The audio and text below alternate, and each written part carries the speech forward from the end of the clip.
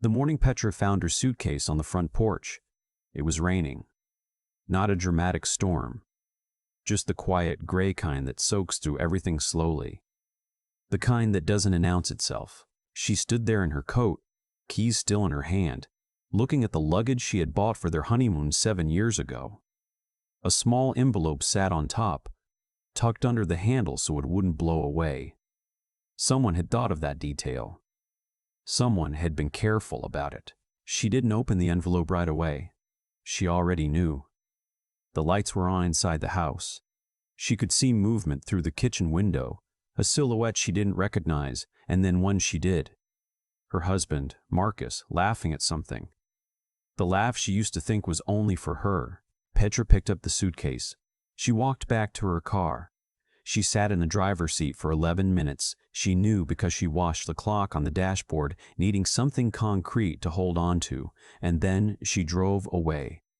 She didn't cry until she reached the interstate, and even then it was quiet, no sound. Just her hands tight on the wheel and her vision going blurry every few miles. 7 years. She had given Marcus 7 years of her life through his failed business ventures, through the year he lost his mother and could barely get out of bed, through the slow climb back up when his architecture firm finally started winning contracts. She had been the one working double shifts as a hospital administrator, covering bills he never asked about because she never made him ask. She had been the one keeping the calendar, keeping the house, keeping him. And now she was on the interstate with a suitcase full of clothes and nowhere to go. Her sister lived in Phoenix. Her college roommate was in Seattle. She had friends, technically, but the kind that had drifted to the edges over years of being too busy, too tired, too married to maintain anything. She scrolled through her phone at a gas station and realized she didn't know who to call. She called no one. She checked into a motel off Route 9, paid cash, and sat on the edge of the bed watching the rain streak down the window until she fell asleep with her shoes still on. The divorce papers arrived 3 weeks later, forwarded to her sister's address in Phoenix where Petra had finally landed. Marcus had moved quickly. His attorney was thorough. Everything was itemized. The house, the joint account, the car she was still driving. He was willing to be generous, the letter said, as long as she didn't contest the asset division. She read that word, generous, and laughed out loud in her sister's kitchen until her sister came running in thinking something was wrong. Something was wrong. She just hadn't started fighting yet. Petra had not told anyone about the appointment she'd kept the week before leaving Phoenix to come here. She hadn't told her sister, hadn't told her mother, hadn't told anyone. She had sat in a small examination room with paper crinkling under her and listened to a doctor tell her something that rearranged every plan she thought she'd had for the next 6 months. She was pregnant. 8 weeks. She drove home from that appointment and sat in a park for 2 hours watching dogs run across the grass. She thought about Marcus. She thought about what he would say. She thought about calling him and telling him and watching whatever this was. This new situation, this terrifying, impossible, privately wonderful thing, get folded immediately into the divorce proceedings, into negotiation, into something fought over by lawyers. She decided not to tell him, not yet, maybe not ever. What she needed first was a plan. Petra had a degree in healthcare administration and 8 years of experience, the last 4 as operations director at a regional hospital. She was good at her job, precise, calm under pressure, the kind of person who could manage a staffing crisis at 3 a.m. without raising her voice. She had references. She had skills. She had, as it turned out when she finally sat down and counted, enough savings to live modestly for 8 months if she was careful. She started applying for positions in Charlotte. She had lived outside the city for years. Marcus had wanted space, land, a commute that meant something, and had always secretly wanted to be closer to downtown. Now, there was no reason not to be. She got a call back within 2 weeks. A private healthcare group, Aldridge Medical Partners, was looking for a senior operations manager. The interview was in a glass building downtown on a Wednesday morning, and Petra wore the navy blazer she'd bought for a conference 3 years ago and never worn because Marcus said she looked too formal in it. She got the job. The salary was 20% higher than her last position. There was a relocation stipend. There was, she noticed with a strange, quiet gratitude, a very good health insurance plan. She signed the offer letter in her sister's kitchen with a cup of coffee going cold beside her and thought, okay? Okay. This is where it starts. Her direct supervisor at Aldridge was a man named Dr. Theodore Hale. Theo, he said immediately, extending his hand. Mid-50s, silver at the temples, the kind of person who remembered your name after one meeting and asked follow-up questions that proved he'd actually listened. He had founded the practice with his father 20 years ago, built it from a 2-physician clinic into a regional group with 4 locations, and still somehow managed to know every staff member by name. On her 3rd day, he stopped by her office with 2 cups of coffee and a question about the scheduling system she'd flagged in her first internal memo. "You saw that in 3 days," he said. "The bottleneck's been there a while," Petra said. "You can see it in the patient flow data from the last 2 quarters. He looked at her for a moment, the way people look when they're recalibrating. "Where did you work before this?" she told him. He nodded slowly. "We're lucky to have you," he said simply, and left the coffee on her desk. It was such an ordinary thing to say. She had heard versions of it a dozen times in her career, but standing in her new office, in her new city, 8 weeks pregnant and newly separated, she had to press her lips together to keep from tearing up over a cup of gas station coffee left by a man she'd known for 3 days. She was going to be okay. She was just going to have to be okay loudly with no one watching for a while. The months passed the way hard months do, slowly while you're in them, fast when you look back. Petra settled into the job, settled into the apartment she'd found 2 miles from the office, settled into the routine of building something from nothing. She hired a new scheduling coordinator. She restructured the patient intake process across all 4 locations. She solved a billing dispute that had been sitting unresolved for 14 months and saved the practice a significant amount of money in the process. Theo noticed all of it. He didn't make a production of it. He wasn't that kind of person. But he noticed. Her pregnancy she managed quietly. She told HR at the appropriate time, arranged her leave, handled the paperwork with the same efficiency she brought to everything else. She told Theo directly in his office on a Tuesday afternoon because she respected him too much to let him find out through someone else. He didn't miss a beat. "Congratulations," he said. "What do you need from us?" "Flexible hours in the 3rd trimester," she said. "And I'll have a full transition plan ready so nothing falls through while I'm out." "I'd expect nothing less," he said. And then, after a pause, "Is there someone, are you doing this with support?" It wasn't prying. It was the question of someone who actually wanted to know. "I have my sister," she said, "and I'm figuring the rest out." He nodded. He didn't push. But after that, she noticed he would sometimes check in. Not about work, just "How are you doing, Petra?" Actually doing, in the way that people only do when they genuinely care about the answer. She didn't let herself think too much about it. She was in the middle of a divorce. She was growing a human being inside her body. She had exactly 0 bandwidth for anything complicated. But she noticed. The twins arrived on a Thursday morning in late October. A boy and a girl. Both healthy. Both loud. Both somehow already distinct from each other in ways she couldn't fully articulate. She named them Owen and Iris. She lay in the hospital bed that first evening with one baby in each arm and felt something shift in her chest that she didn't have a word for. Not happiness exactly. It was heavier than that.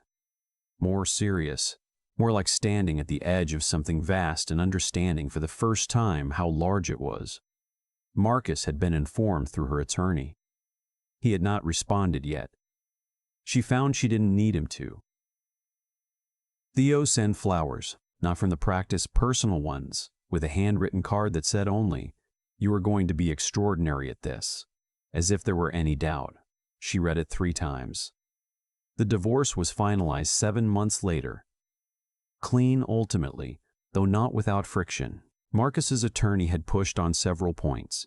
Her attorney, a sharp woman named Patricia Gaines who charged too much and was worth every dollar, had pushed back harder. Petra got a fair settlement. Not everything she deserved. No settlement ever gives you that. But fair. She framed nothing. She celebrated nothing. She just closed the folder, filed it in the cabinet in her home office, and went to check on the babies. At work, she had been promoted. Theo had brought her in for a conversation 6 months after she returned from leave and told her he wanted to restructure her role, expand it, give her oversight of operations across all 4 locations, bring her into strategic planning. The title was VP of Operations. The salary was significant. "I want you at the table when we talk about where this practice is going," he said. "You see things clearly. I trust your judgment." She accepted. She asked for a slightly higher salary than he'd offered, citing market data she had researched the night before. He accepted without hesitation. She drove home that evening and sat in her car for a moment before going inside. Not 11 minutes this time. Just a moment. Long enough to think, I built this. Nobody handed me this. I built it.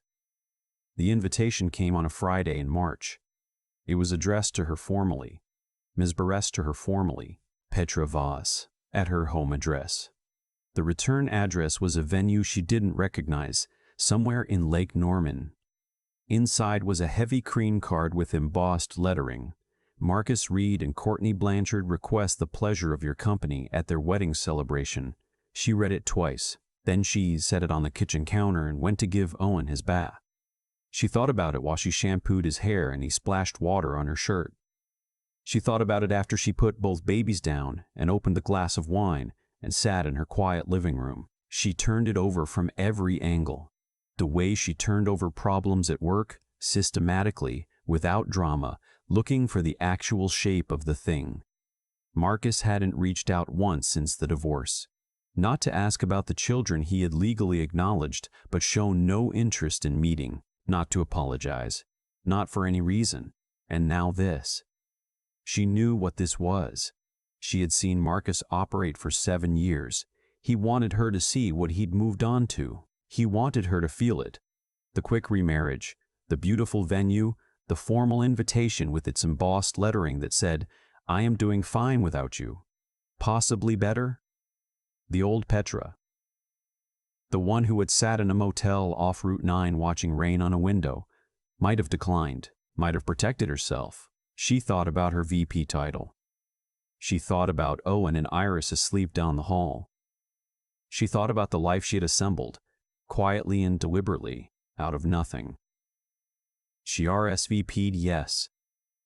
Theo found out because she told him. She had gotten into the habit of telling him things, real things, not just work things, in a way that had happened slowly and now felt entirely natural. They had dinner sometimes, the way colleagues do, and then the way that wasn't really about being colleagues anymore, though neither of them had said so directly. "You're going," he said. It wasn't a question. "I'm going. Do you want company?" She looked at him across the table. "I think I might." He smiled. It was the quiet kind, the kind that meant something without making a production of it. "Then I'll come." She had told him about Marcus. Not everything, not all at once, but in pieces over months. The way you tell someone things when you trust them. He knew about the suitcase on the porch. He knew about the motel. He knew about the 11 minutes in the car. He had never once said anything that made her feel pitied. That, she had decided somewhere along the way, was one of the rarest things a person could offer. The venue was a converted estate on the lake, the kind of place that required a deposit that would make most people wince. Petra had looked it up. She knew the catering company, knew the florist from a charity gala her hospital had partnered with 2 years back. Everything had been chosen to impress. She wore a deep burgundy dress, long, structured. The kind of thing that read as both elegant and entirely unbothered. She had bought it 3 weeks after getting the invitation, had tried on 7 dresses before this one, had known immediately when she put it on that it was right. Owen and Iris stayed with her sister, who had driven in from Phoenix for the weekend. Her sister had opinions about Petra attending this event that she expressed fully and at length, and then helped her pick earrings. Theo picked her up at 6. He wore a dark suit she hadn't seen before. He looked at her in the doorway for a moment and said, "Petra," in the tone of someone who doesn't need to finish the sentence. She laughed. She felt, surprisingly, genuinely okay. Marcus saw her before she saw him. She knew this because she was getting a drink at the bar when she felt the shift in the room, the way a room shifts when something unexpected has entered it. She turned slowly, glass in hand, and found him 20 feet away, completely still, staring. He had aged a little, not badly. Marcus had always been handsome, and he still was. But there was something around his eyes that hadn't been there 7 years ago. Something he hadn't earned through difficulty, the way lines should be earned. She smiled at him, politely. The way you smile at someone you used to know. Theo appeared at her side, not dramatically, just naturally, the way he always moved. And she felt his hand briefly at the small of her back. Marcus's gaze tracked to Theo, then back to Petra. She watched him doing the math, the dress, the man beside her, the ease with which she stood in a room he had expected to own tonight. "Petra," Marcus said, finally moving toward them.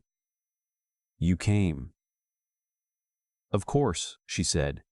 "Congratulations, Marcus." He shook Theo's hand when she introduced them. His grip was too firm, the way men's grips get when they feel something slipping. "Are you two?" he started. "Marcus." A woman appeared at his arm, young, pretty, anxious in a way she was trying to hide.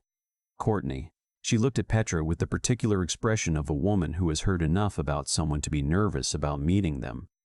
Petra smiled at her too, warmly, genuinely. "Congratulations," she said. "It's a beautiful venue." She meant it. She felt no particular animosity toward Courtney Blanchard. Whatever Marcus had told her or not told her wasn't her fault. They moved away to greet other guests. Theo waited exactly 1 beat before leaning slightly toward her and saying quietly, "You were remarkable." "I was perfectly pleasant," she said. "I know," he said. "That's what made it remarkable." She heard the rest of it later, not from Marcus directly, but the way you hear things at events, through the permeable membrane of overheard conversations and tactfully delivered information.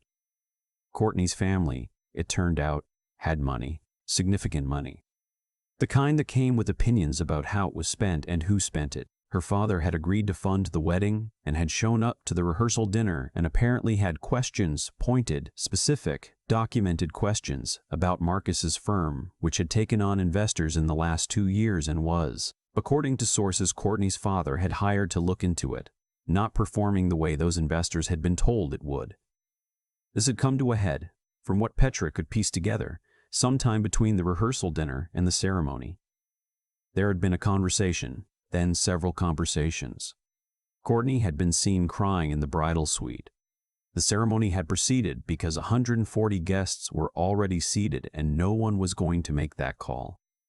But the reception had a different quality to it than a happy wedding reception. Anyone paying attention could feel it.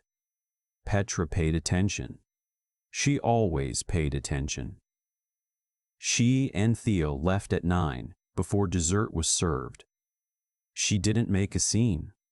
She didn't say anything to Marcus on the way out. She just got her wrap from coat check and walked out into the cool March air with her hand in Theo's and felt the night on her face. "You okay?" he asked as they walked to the car. She thought about it honestly. "Yes," she said. "Actually, yes. You don't need to be if you're not." "I know," she said. "That's why I can be." 3 months later, Theo asked her something in the kitchen of his house.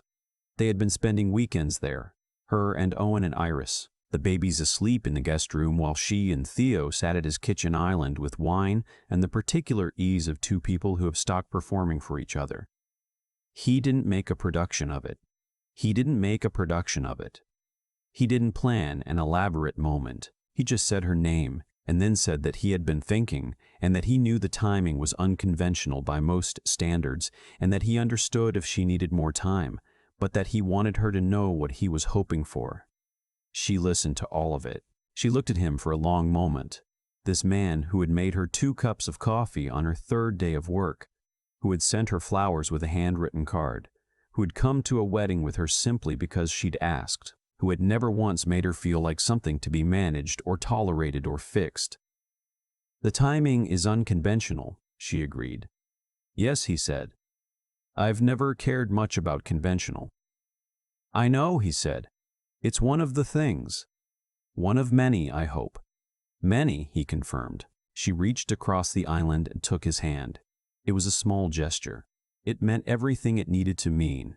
Owen and Iris learned to walk in Theo's living room, pulling themselves up on the coffee table and then standing, astonished at themselves, before dropping back down and trying again. Theo's father, Dr. Franklin Hale, retired now, 81 years old and sharp as he'd ever been, came to visit on a Sunday in September and sat in the armchair by the window and watched them with an expression that Petra would think about for years afterward. He had lost his wife 18 months prior. His son had been unmarried for a long time. He had the look of a man who had stopped expecting certain things and was now, quietly, revising. He called Petra "my dear" from the first day he met her. He told her that Theo had been more himself lately. "You understand what I mean?" And she did. "Your father told me you've been different," she said to Theo that evening. "Good different or concerning different?" He said more himself. Theo was quiet for a moment. He said more himself. Theo was quiet for a moment. "He's right," he said. Marcus sent a letter in November, not through attorneys. A personal letter, handwritten, which surprised her. He said he understood now that he had handled things badly. He said that if she was open to it, he would like to meet Owen and Iris. He said he didn't expect anything from her. She read it twice. She set it on her desk. She thought about it for several days. She called her attorney. They had a conversation about documentation and structure and what appropriate contact looked like in the context of their agreement. Then she wrote Marcus a short, measured response that opened a door, narrow, monitored with clear terms, because Owen and Iris were real people who would someday have questions, and she had made a decision early in all of this that she was not going to make her paying their inheritance. She didn't tell Theo what to think about it. She didn't need to. She'd made the decision, and it was the right one, and she knew it was. That was the thing about the last 2 years that still sometimes caught her off guard. Not the success, not the title, not the new life assembled with so much quiet effort, but the clarity, the specific, grounded knowing of what she believed and what she wanted and what she would not accept. She had not had that before. She'd had love, or something she'd called love, and hope, and the particular loyalty of someone who doesn't know yet that loyalty has to be mutual to mean anything. She'd had 7 years of building a life that turned out not to be hers. It had taken a suitcase on a porch in the rain to start finding out whose life it actually was. Hers. It was hers. It had always been available to her. She just needed the door closed on the old version to finally walk through the new one. Owen and Iris were asleep. Theo was in the next room. The city lights came through the window of the life she had built, and Petra sat with all of it for a moment. The weight of what had been, the warmth of what was. And then she got up and went to make tea and let the ordinary goodness of an ordinary evening settle around her like something she deserved. Because she did. She always had.